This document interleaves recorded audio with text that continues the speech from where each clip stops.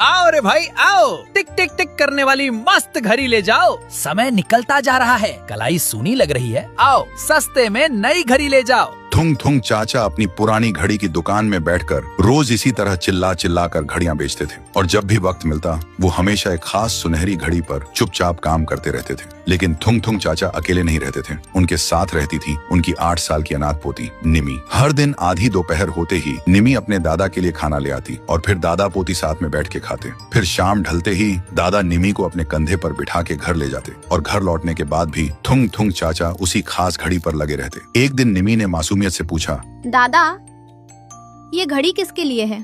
आप इसमें इतना वक्त क्यों लगाते हो? दादा ने मुस्कुराते हुए निमी के बाल सहलाए और कहा, ये तेरे लिए है बिटिया। जिस दिन इसकी धुन गूंजेगी ना, तुझे कभी अकेलेपन का एहसास नहीं होगा। ऐसा लगेगा जैसे तेरा दादा हमेशा तेरे आसपास ही है। पर वक्त को शायद कुछ और ही मंजूर था। कुछ महीनों बाद थुंग थुंग चाचा की तबीयत अचानक बहुत खराब हो गई। उन्हें शहर के बड़े अस्पताल ले जाना पड़ा, लेकिन जाते वक्त उन्होंने रोते हुए निमी से कहा, रोना मत बिटिया, मैं जल्द आऊंगा और तेरी घड़ी पूरी करूंगा। देखते ही देखते 2 हफ्ते बीत गए। गांव में खबर आई कि थुंग थुंग चाचा अब इस दुनिया में नहीं रहे। गांव वाले और पड़ोसी निमी को समझाते, अब रोना बंद कर दे निमी, दादाजी अब वापस नहीं आएंगे। लेकिन निमी को अपने दादा के वादे पर पूरा भरोसा था। वो हर रात उस अधूरी घड़ी को अपने सीने से लगाकर सोती। वो घड़ी सिर्फ एक खाली पीतल का डब्बा थी जिसमें ना कोई सुई थी और ना कोई मशीन। देखते ही देखते 1 साल बीत गया। निमी उस खाली घड़ी को देखते हुए रो रही थी क्योंकि उस दिन निमी का जन्मदिन था। लेकिन तभी अचानक उस घड़ी से बहुत धीमी सी आवाज आई, टिक टिक टिक,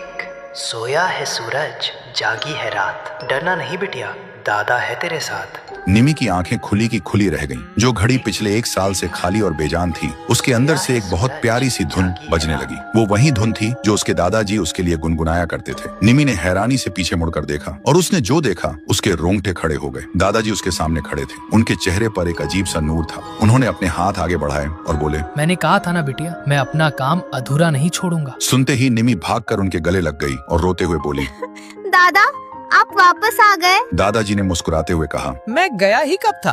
अब जब भी तू डर जाए या अकेली हो, बस इस घड़ी की धुन सुन लेना, मैं हमेशा तेरे पास रहूंगा। अब रोना नहीं।